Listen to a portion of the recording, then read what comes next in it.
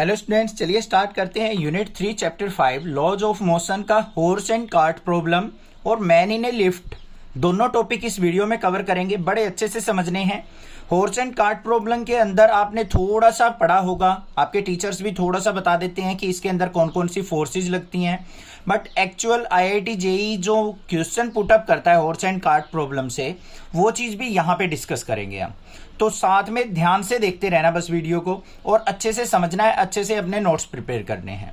सबसे पहले बात करते हैं, हमारे पास क्वेश्चन आता है हॉर्स एंड कार्ट प्रॉब्लम से रिलेटेड कि इसके अंदर डिफरेंट फोर्सेज कौन कौन सी अप्लाई होती हैं। उसके बाद जो नेक्स्ट लेवल का क्वेश्चन बनता है वो आता है कि कोई किस एक्सेलरेशन से हमारा हॉर्स जो है कार्ट को पुल करेगा, खींचेगा। वो चीज आपने नहीं सीखी होगी निकालनी, वो मैं सिखाऊंगा यहाँ पे। तो देखो, सबसे पहले हमें क्या लिखना है यहाँ पे कि यहाँ पे डिफरेंट फोर्सेज होती हैं, तो लिखेंगे there are different forces comes into play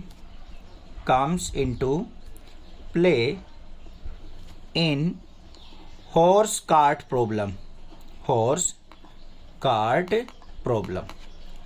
ये चीज लिखेंगे सबसे पहले कि यहाँ पे अलग अलग फोर्सेज हैं जो मेन रोल प्ले करती हैं किसमें, हॉर्स एंड कार्ट प्रॉब्लम में। उसके बाद आपको क्या करना है, यहाँ पे एक अच्छा सा इसका डायग्राम बना लेना है। सिंपल सा डायग्राम बनाना है, यहाँ पे हॉर्स वगैरह बनाने की आपको कोई रिक्वायरमेंट नहीं है। सबसे पहले तो आप एक रेक्टेंगल टाइप में एक कार्ट बना लो।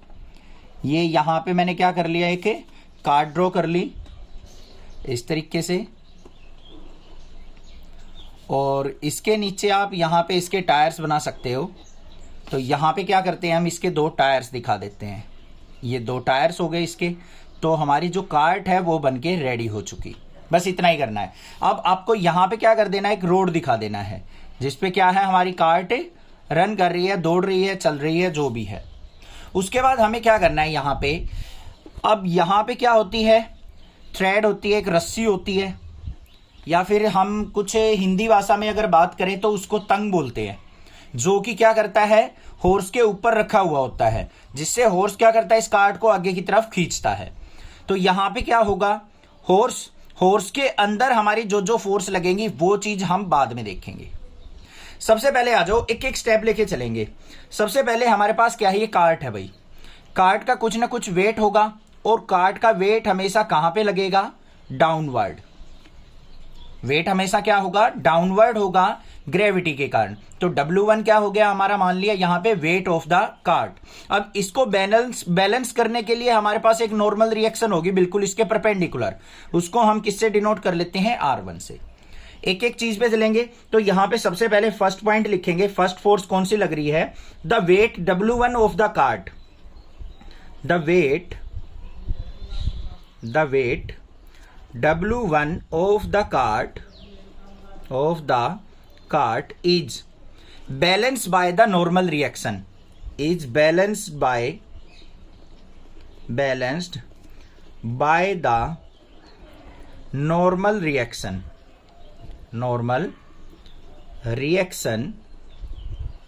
R1। जो W1 वेट है वो किसके द्वारा बैलेंस किया गया है, नॉर्मल रिएक्शन R1 के द्वारा बैलेंस किया गया है।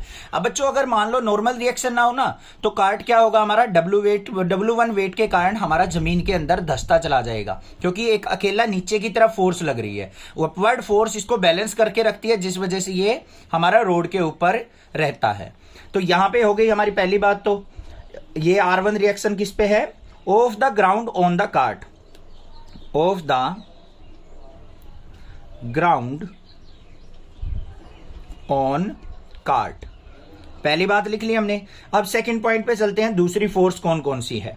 अब इसके बाद देखो बच्चों, यहां पे हॉर्स होगा, हॉर्स का वेट जो होगा वो कहां होगा, वो भी डाउनवर्ड होगा, उसको हम क्या मान लेते हैं, W2। और नॉर्मल रिएक्शन इसकी जो होगी वो भी अपवर्ड होगी, परपेंडिकुलर R2। इन दोनों को भी राइट डाउन कर लेते हैं। अब मैं जो भी फोर्सेस लिखूंगा उनको मैं वीडियो पॉज करके लिखूंगा, ज्यादा लंबी वीडियो ना बने, ठीक है, फिर उसको समझाऊंगा। तो हमने यहां पे क्या लिख लिया, weight W2 of horse is balanced by the normal reaction R2 of ground on a horse. जो W2 वेट है वो डाउनवर्ड होगा हमारा अर्थ की तरफ, और R2 क्या होगी, नॉर्मल रिएक्शन होगी, दोनों एक दूसरे को बैलेंस करेंगी। बैलेंस से मतलब R2 इक्वल टू W2 होगी, तभी हमारा जो फोर्स है वो क्या होगा, रोड के ऊपर होगा। ये चीज हमने सेकंड फोर्स के रूप में लिख दी। अब उसके बाद हमें क्या करना है, थर्ड फोर्स देखनी है। अब भाई देखो, फोर्स जो है आगे की तरफ मूव करेगा, कार्ट हमारा क्या करेगी, वो भी आगे मूव करेगी, बट कार्ट क्या लगाएगी, एक फोर्स लगाएगी, टेंशन फोर्स। जो यहाँ पे वायर होती है, रस्सी होती है, मोटा रस्सा होता है, उसके अंदर क्या आएगी, एक टेंशन फोर्स आएगी। कार्ट किस पे लगाएगी, हमारी इसके ऊपर, हॉर्स के ऊपर, और हॉर्स किस पे लगाएगा, हमारा कार्ट के ऊपर। दोनों क्या होंगी, हमारी टी टेंशन फोर्स लगेंगी। अब हॉर्स इसको आगे खींच रहा है, कार्ट क्या करती है, अपनी तरफ भी खींचने की ट्राई करती है हॉर्स को। ऐसा नहीं है कि भाई बिना फोर्स लगाए ही हॉर्स उसको क्या कर लेता है, खींच लेता है। अब कार्ट के अंदर कुछ ना कुछ वजन है, वेट है, तो इसको खींचने के लिए एक फोर्स लगानी पड़ेगी। वो कौन सी फोर्स लगेगी, टेंशन फोर्स। तो हॉर्स कार्ट की तरफ फोर्स लगाएगा और कार्ट हॉर्स की तरफ फोर्स लगाएगी, दोनों टेंशन फोर्स होंगी। इनको राइट डाउन करते हैं एक बार। यहां पे मैंने सिंपल लैंग्वेज में लिख दी है इस फोर्स को, कैसे, the horse pull cart with force T in forward. Force क्या करेगा, कार्ट को पुल करेगा, खींचेगा, कौन सी फोर्स से, टी टेंशन फोर्स से, in forward direction. And cart pull the horse with same tension force in backward direction. और कार्ट क्या करेगा, सेम फोर्स, जितनी हॉर्स फोर्स लगाएगा ना उतनी ही फोर्स क्या करेगी, कार्ट लगाएगी, किसके ऊपर, हॉर्स के ऊपर, इन बैकवर्ड डायरेक्शन। राइट डाउन कर दिया हमने ये। उसके बाद ध्यान से देखो और क्या क्या फोर्स हमारी जो है रोल में आती हैं। अब सिंपल सी बात है, अब हॉर्स है भाई, हॉर्स क्या करेगा, अपने पैर से इस तरीके से पीछे की तरफ धकेलेगा, जमीन को पीछे की तरफ धकेलेगा तभी वो कार्ट को क्या कर सकता है, मूव फॉरवर्ड कर सकता है, आगे लेके जा सकता है। तो यहां पे क्या करेगा, कुछ थीटा एंगल से उसका पैर क्या करेगा, देखो ऐसे ऐसे करके, एक पीछे वाला पैर पीछे होगा, एक आगे टेकेगा, वो आगे रखेगा, तो पीछे वाला पैर क्या कर रहा है, उसका जमीन पे कुछ फोर्स लगा रहा है। तो ये थीटा से हमने क्या मान ली, यहां पे एफ फोर्स अप्लाई कर रहा है। ठीक है भाई, इस फोर्स को बैलेंस करने के लिए एक सामने बिल्कुल एक नॉर्मल रिएक्शन होगी। अगर मान लो इसको बैलेंस करने के लिए नॉर्मल रिएक्शन ना हो तो पैर क्या होगा, उसका जमीन के अंदर धंस जाएगा। हमेशा क्या होती है, जो डाउनवर्ड फोर्स होगी ना उसके बैलेंस करने के लिए एक नॉर्मल रिएक्शन फोर्स होती है। ये हमारा थीटा एंगल हो गया, तो यहां पे ये एंगल भी क्या हो जाएगा, हमारा थीटा हो जाएगा। तो यहां पे लिखेंगे क्या, अब उससे लिखने से पहले क्या करेंगे हम, यहां पे थीटा एंगल है, ये नॉर्मल रिएक्शन का आर हो गया हमारा, तो ये आर है जो किस कंपोनेंट में रिजोल्व हो जाएगा, थीटा के साथ आर कोस थीटा, और वर्टिकल कंपोनेंट क्या हो जाएगा, आर साइन थीटा। बात समझ में आई या नहीं आई, ये क्या होगा, आर कोस थीटा, ये R sin theta, vertical component R sin theta, horizontal component R cos theta. अब कुछ बच्चे क्या सोचते हैं, सर ये तो रटने वाली बात हो गई कि हॉरिजॉन्टल जो हमें आर कोस थीटा लेना है, वर्टिकल हमें आर साइन थीटा लेना है। जिस बच्चे ने नेक्सा क्लासेस से प्रीवियस वीडियो पढ़ रखी है ना कंपोनेंट रेजोल्यूशन की, उनको पता होगा कि हम आर कोस थीटा हॉरिजॉन्टली, मतलब थीटा जिसके साथ बना हुआ है उसके साथ क्यों लेते हैं, और आर साइन थीटा क्यों लेते हैं। आप भी उनको प्लेलिस्ट में जाके देख सकते हैं। क्लियर बात। अब यहां पे हमारी जो फोर्स लग रही है उसको हम किस तरीके से लिखेंगे वो लिख देता हूं मैं एक बार। अब भाई जो ये फोर्स लग रही है ना, इसको मैंने किस तरीके से डिफाइन किया है वो देखो। While pulling the cart horse push the ground backward. जब हॉर्स क्या करता है, कार्ट को पुल करता है, खींचता है, तो हॉर्स क्या करेगा, ग्राउंड पे क्या करेगा, बैकवर्ड फोर्स लगाएगा, पैरों से क्या करेगा, वो बैकवर्ड फोर्स लगाएगा with its feet by force F inclined at an angle theta. Theta angle से वो क्या कर रहा है, अपने फीट से ग्राउंड के ऊपर फोर्स एक्सर्ट्स कर रहा है with ground, and ground exerts force R on horse equal and opposite to F. और ग्राउंड वापिस क्या करेगा, उसके ऊपर फोर्स के ऊपर क्या करेगा, उसके पैरों के ऊपर नॉर्मल रिएक्शन एक आर से फोर्स एक्सर्ट्स करेगा equal and opposite to F. Newton third law कहता है for every action there is equal and opposite reaction. तो यहां पे उसने एफ फोर्स लगाई तो ग्राउंड ने उसके ऊपर फोर्स लगा दी। वो कौन सी फोर्स लगाई, नॉर्मल रिएक्शन। बैलेंस हो गई। फिर हमने क्या किया, आर को रिजोल्व कर लिया दो कंपोनेंट में, आर कोस थीटा और आर साइन थीटा। तो यहां पे नेक्स्ट पॉइंट में बना के लिखेंगे हम fifth point, R can be resolve in to component, R cos theta in moving direction of cart and R sin theta in vertical direction. इनको भी लिख देता हूं एक बार। यहां पे मैंने क्या लिखा है, R can be resolve in to component, R को हम क्या करेंगे, दो कंपोनेंट में रिजोल्व करेंगे। R cos theta tends to move cart in the forward direction. जो आर कोस थीटा फोर्स होगी वो क्या करेगी, कार्ट को आगे की तरफ लेके जाएगी। And R sin theta vertically upward, और आर साइन थीटा क्या होगी, हमारी फोर्स वर्टिकली अपवर्ड लगेगी। ये चीज लिख दी। अब एक छोटा सा पॉइंट रह गया यहाँ पे, फिफ्थ के बाद सिक्स्थ पॉइंट और बना के लिख देंगे। अब कार्ट आगे की तरफ मूव करेगा तो एक फ्रिक्शनल फोर्स स्मॉल एफ जो होगी वो भी लगेगी बैकवर्ड डायरेक्शन में। अब कार्ट आगे फॉरवर्ड मूव करेगा तो फ्रिक्शनल फोर्स कहां पे लगेगी, हमारी बैकवर्ड डायरेक्शन में। तो यहां पे लिखेंगे F is frictional force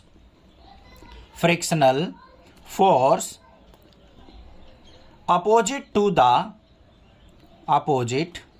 to the motion of cart.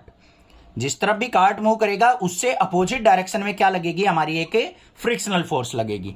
यहां तक तो बात थी हमारी फोर्सेस के बारे में। अब आपसे पूछ ले कि भाई कार्ट जो आगे मूव कर रहा है वो कौन कौन सी फोर्सेस की वजह से कर रहा है और क्यों कर रहा है, कि कब हमारी कौन सी कंडीशन में हमारा जो हॉर्स है वो कार्ट को आगे की तरफ खींच पाएगा और कितनी एक्सेलरेशन से खींच पाएगा, वो चीज हम नेक्स्ट पॉइंट में डिस्कस करेंगे। उसके लिए हमें क्या करना है, यहां पे सबसे पहले पॉइंट क्या लिखेंगे हम, द हॉर्स मूव फॉरवर्ड। हमारा घोड़ा जो है वो आगे की तरफ कब जाएगा बच्चों, ध्यान से देखो। ये इस तरफ क्या कौन सी फोर्स लग रही है, हमारी आर कोस थीटा। पीछे की तरफ कौन सी फोर्स लग रही है, टेंशन फोर्स लग रही है। जब हमारी R cos theta force greater हो जाएगी टेंशन फोर्स से, तो हमारा कार्ट क्या करेगा, आगे की तरफ जाएगा, मतलब घोड़ा आगे की तरफ चलने लग जाएगा। क्या कंडीशन बन जाएगी यहां पे, आर कोस थीटा हमारा ग्रेटर देन क्या होगा, टी होगा। इस आर कोस थीटा को हम क्या कर लेते हैं, यहां पे let R cos theta is equal to horse की फोर्स, एच से डिनोट कर लेते हैं। इसका मतलब एच क्या होगा, ग्रेटर देन टी होगा।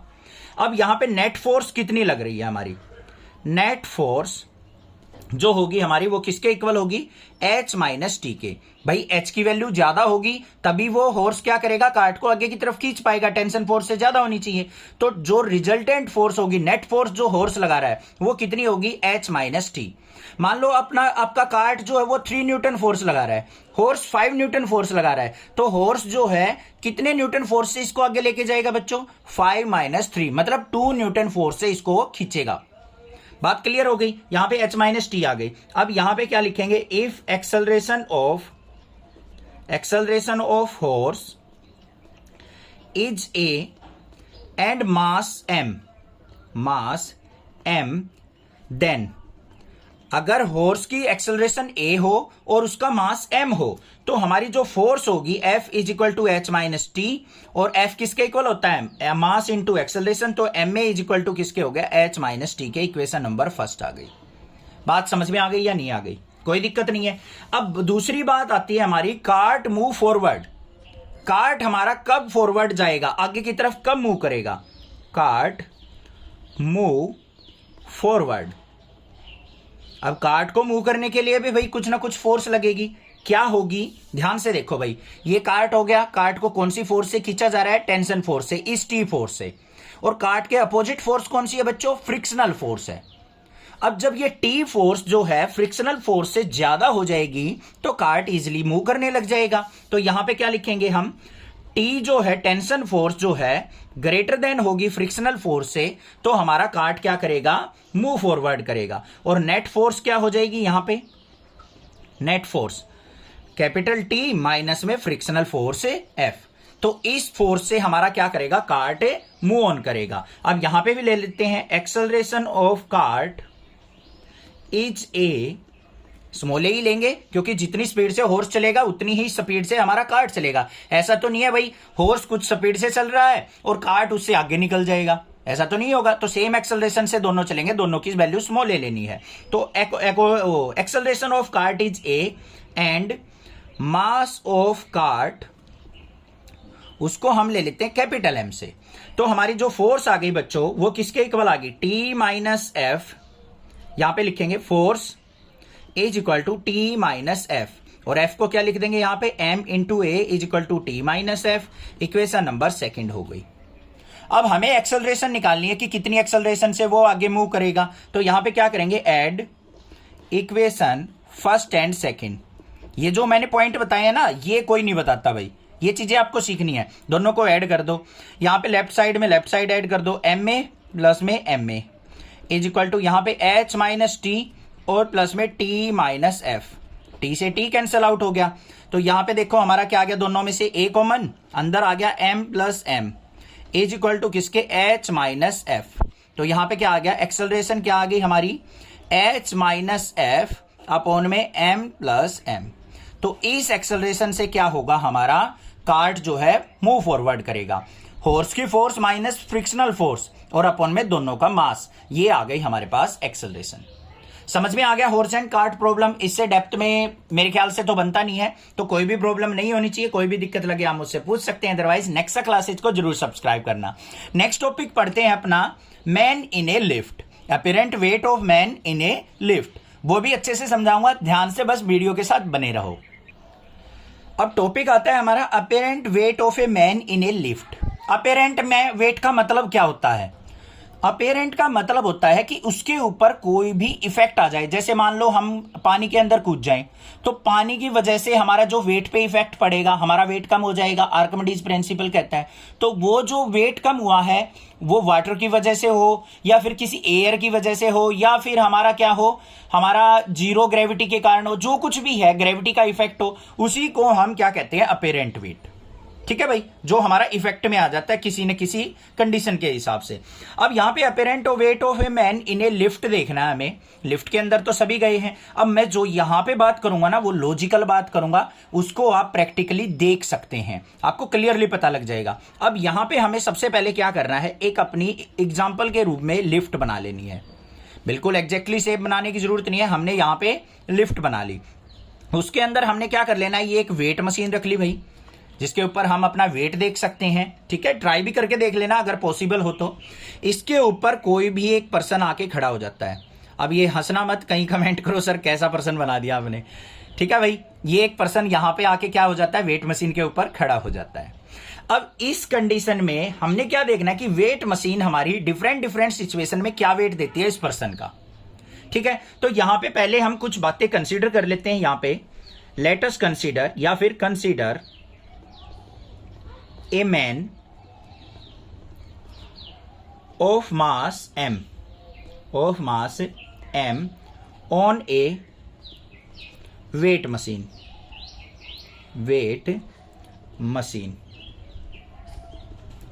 कहां पे प्लेस है ये, प्लेस्ड इन ए लिफ्ट। ठीक है, थोड़ी सी बातें लिख देता हूं, टाइम वेस्ट ना होगा, फिर समझाऊंगा उसको। अब भाई जो भी मैंने थ्योरी लिखी है ना उसको समझ लो एक बार। Consider a man of mass m, क्या कहा है यहां पे, ध्यान से देना, मास कंसीडर किया है मैंने किसी आदमी का m, on a weight machine placed in a lift. The actual weight of man is mg which is vertically downward due to the gravity. यहां पे एक्चुअल वेट जो है मैन का वो क्या होगा, mg, मास इंटू ग्रेविटी। जो मास होता है वो स्पेशली m से डिनोट किया जाता है, और वेट जो होता है वो ग्रेविटी के साथ होता है। हमेशा वेट जो होता है अर्थ के ऊपर मास से ज्यादा होता है, क्योंकि उसके साथ ग्रेविटी भी ऐड हो जाती है, मल्टीप्लाई हो जाती है। ठीक है, ये कहां होगा हमारा, डाउनवर्ड। तो इस मैन का वेट कहां होगा हमारा, mg, डाउनवर्ड। और इसको बैलेंस करने के लिए there is a balance force which is normal reaction R in upward direction. और इसके बैलेंस करने के लिए एक नॉर्मल रिएक्शन कहां लगेगी हमारी, अपवर्ड डायरेक्शन में लगेगी, जो इस वेट को बैलेंस करेगी। समझ में आ गई भाई बात। अब यहां पे वेट mg डाउनवर्ड हो गया, इसको बैलेंस करने के लिए नॉर्मल रिएक्शन होगी हमारी अपवर्ड। अब यहां पे हमें क्या करना है, नाउ वी डिस्कस हाउ जो नॉर्मल रिएक्शन R है is related to weight mg, is related to weight mg। जो हमारी नॉर्मल रिएक्शन है वो वेट mg के साथ किस किस तरीके से रिलेट करेगी, वो हमारे डिफरेंट 4 केस आएंगे यहां पे। वैसे तो 5 केस भी बन जाते हैं, बट हम यहां पे 4 ही केस लेके चलेंगे। सबसे पहला केस क्या आएगा हमारा, फर्स्ट केस आएगा when lift is at rest. When lift is at rest की मतलब हमारी जो लिफ्ट है वो किस पोजीशन में है बच्चों, रेस्ट पोजीशन में है, वो हमारी ऊपर भी हो सकती है या फिर ग्राउंड लेवल पे भी हो सकती है। अब हमारी लिफ्ट रेस्ट पे है तो उसके अंदर जो नेट फोर्स लगेगी पर्सन के ऊपर वो क्या लगेगी, 0 लगेगी। ना तो वो ऊपर जाएगा ना नीचे जाएगा, रेस्ट पोजीशन पे होगा। रेस्ट पोजीशन का हम यहां पे क्या करेंगे, एक छोटा सा डायग्राम हर एक केस में बना के चलेंगे। ये वेट मशीन हो गई, एक यहां पे हमने एक आदमी बना लिया, यहां पे ये हो गया, एग्जाम्पल के तौर पे बनाना है। ये इसका वेट mg हो गया, नॉर्मल रिएक्शन r हो गई। अब यहां पे when lift is at rest तो हमारी क्या हो जाएगी, क्या लिखेंगे, net force on man, net force on person, वो क्या हो जाएगी, F इक्वल टू 0। ठीक है भाई। और जो नेट फोर्स होगी हमारी F, वो किसके इक्वल होगी, हमारी R माइनस mg के इक्वल। नॉर्मल रिएक्शन ऊपर की तरफ है बच्चों, mg नीचे की तरफ है वेट, तो R माइनस mg लिख लो या mg माइनस R लिख लो, जैसा आपका दिल करे ना वो लिख सकते हो आप, क्योंकि एक फोर्स ऊपर की तरफ है एक नीचे की तरफ, दोनों को एक डायरेक्शन में लेंगे। मान लो mg को ऊपर लिया तो R माइनस mg हो गया, R को डाउनवर्ड लूंगा तो mg माइनस R हो गया। कैसे भी लिख सकते हो, रटना नहीं है कुछ भी। तो यहां पे R माइनस mg लिख दो या फिर F is equal to mg minus R लिख दो, दोनों का मतलब सेम है। अब यहां पे नेट फोर्स हमारी 0 है तो F की वैल्यू 0 पुट करो, 0 equal to R minus mg। mg को इस तरफ लेके आओ तो mg इज इक्वल टू किसके हो गया, R के। इसको स्मॉल m ही रखो क्योंकि मास हमने स्मॉल m से कंसीडर किया था। तो mg इज इक्वल टू किसके आ गया, नॉर्मल रिएक्शन के। जब हमारी नॉर्मल रिएक्शन और वेट mg दोनों आपस में क्या होंगे, इक्वल होंगे, तब हमारी क्या होगी, लिफ्ट जो है रेस्ट पोजीशन पे होगी। इस केस से आप कंडीशन भी पता लगा सकते हो कि लिफ्ट हमारी कौन सी कंडीशन में है, रेस्ट पोजीशन में है कब, जब हमारी नॉर्मल रिएक्शन और वेट जो है डाउनवर्ड दोनों आपस में इक्वल हो। समझ में आ गई बात, फर्स्ट पॉइंट क्लियर हो गया, कोई दिक्कत नहीं होनी चाहिए। सेकंड केस पे मूव ऑन करते हैं। सेकंड जो पॉइंट आता है हमारा, सेकंड के अंदर क्या आएगा, when lift move upward with acceleration a। अब हमने क्या देखना है कि भाई लिफ्ट जो है हमारी ऊपर की तरफ जा रही है। मेट्रो वगैरह, मेट्रो स्टेशन पे जाते हो या फिर मॉल वगैरह में जाते हो, लिफ्ट होती है ग्राउंड लेवल से ऊपर जाती है हमारी, first floor, second floor, third floor, जहां पे भी आप नंबरिंग डालते हो उसी पे पहुंचती है। तो यहां पे हमने क्या कंसीडर किया, when lift move upward with acceleration a।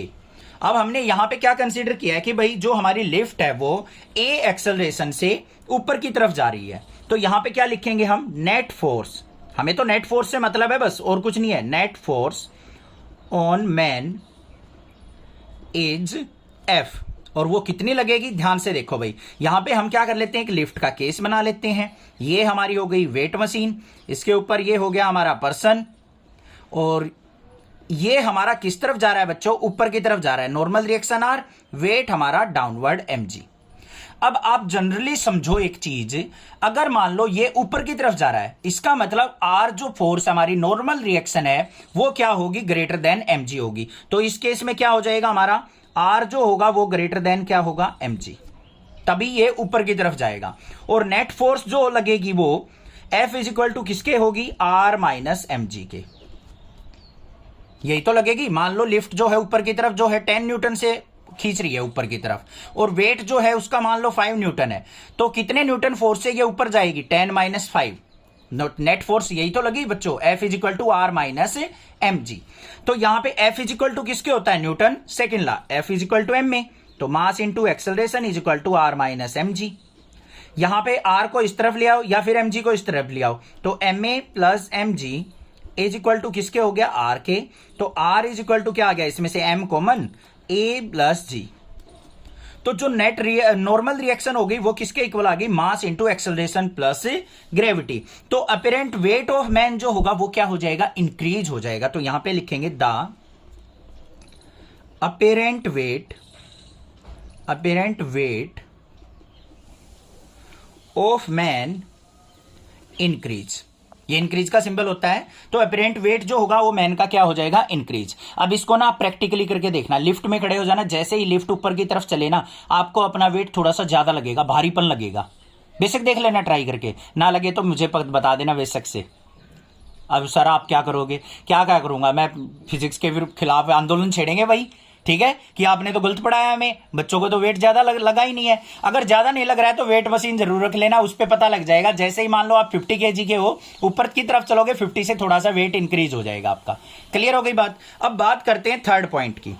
Third point के अंदर हमारा क्या केस आता है। अब एक बार तो ऊपर चले गए भाई, अब हमने मान लो थर्ड फ्लोर पे चले गए, आते टाइम नीचे भी तो आना है, तो वो केस भी ले लेते हैं। When lift move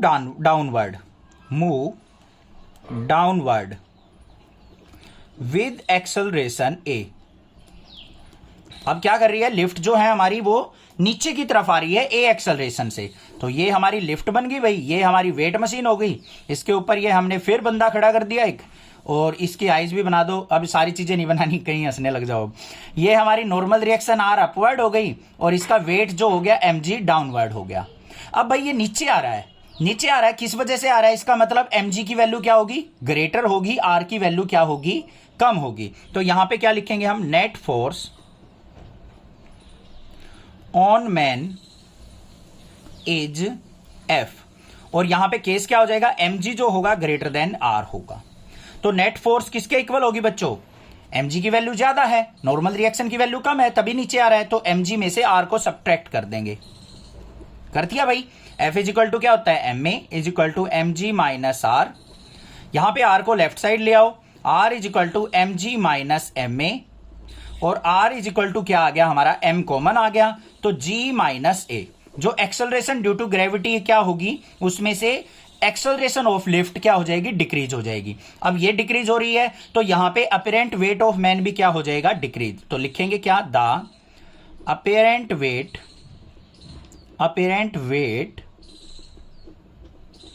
of man decrease. अब भाई लिफ्ट में आप जब नीचे की तरफ आओगे ना, तो बेशक से देख लेना, आपको अपना वेट जो है कम महसूस होगा, आप हल्के फुल्के नजर आओगे, अपने आप को नजर नहीं मतलब फील करोगे कि आपका वेट जो है थोड़ा सा कम हो गया है। ठीक है, ट्राई करना बेशक से प्रैक्टिकल। लास्ट केस जो आता है फोर्थ केस, मैं तो ये चाहूंगा कि भाई किसी के साथ ना हो ऐसा, बट हमें कंसीडर तो करके चलना पड़ेगा भाई। कौन सा केस है वो, फोर्थ, फ्री फॉल की कंडीशन। अब लिफ्ट चल रही है, ऊपर से उसकी वायर जो है वो टूट जाए भाई, धड़ाम से आगे नीचे आए लिफ्ट, तो उस केस में वेट क्या होगा वो देखते हैं। फोर्थ केस क्या आ जाएगा, when lift falls freely. Lift क्या करे हमारी, फ्रीली जो है नीचे की तरफ आए। अब नीचे की तरफ आएगी तो उस केस में हम क्या लिखेंगे, देखो, if supporting wire of lift break. क्या कहा है यहां पे, अगर जो सपोर्टिंग वायर ऑफ लिफ्ट है वो क्या हो जाए, ब्रेक हो जाए, तो लिफ्ट क्या करेगी हमारी, एंड लिफ्ट फॉल फ्रीली। तो लिफ्ट क्या करेगी हमारी, फ्रीली जमीन पे आके गिरेगी। किसके कारण, ड्यू टू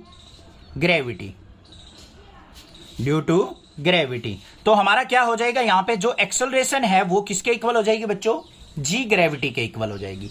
अब लिफ्ट हमारी कहां पे आएगी, नीचे, मतलब कहां पे आएगी, ग्राउंड पे आके गिरेगी, नीचे की तरफ आएगी। तो नीचे आने वाला केस हमारा कौन सा था, अभी हमने किया था। तो उस केस में हमारी नेट फोर्स जो थी, हमारी नेट फोर्स इन डाउनवर्ड के केस में हमारी नेट फोर्स जो थी वो किसके इक्वल थी, R is equal to M into g minus a, यही तो थी। अब यहां पे फ्री फॉल में क्या हो जाएगा, एक्सेलरेशन ग्रेविटी के इक्वल हो जाएगी, पुट कर दो यहां पे। तो R इज इक्वल टू क्या हो गया, M इंटू जी माइनस जी। तो R इज इक्वल टू क्या हो गया, M इंटू 0। तो नॉर्मल रिएक्शन जो होगी वो कितनी हो जाएगी, 0 हो जाएगी। किस केस में, फ्री फॉल के कंडीशन में। और अपीरेंट वेट क्या हो जाएगा हमारा, अपीरेंट वेट ऑफ मैन वो किसके इक्वल हो जाएगा, 0 हो जाएगा। मतलब जब फ्री फॉल की कंडीशन होगी ना, लिफ्ट अपने आप नीचे आ रही है, ठीक है, वायर टूटने के बाद, तो उस टाइम पे आपका वेट जो है 0 हो जाएगा, आपको अपना वेट फील ही नहीं होगा बिल्कुल भी। ये कंडीशन हो गई हमारी फ्री फॉल की कंडीशन। चारों केस आपको समझ में आ गए होंगे, कोई दिक्कत नहीं होनी चाहिए। कोई भी प्रॉब्लम लगे आप मुझसे पूछ सकते हैं, अदरवाइज नेक्सा क्लासेज को जरूर सब्सक्राइब कीजिए। Thank you students for watching Nexa classes video.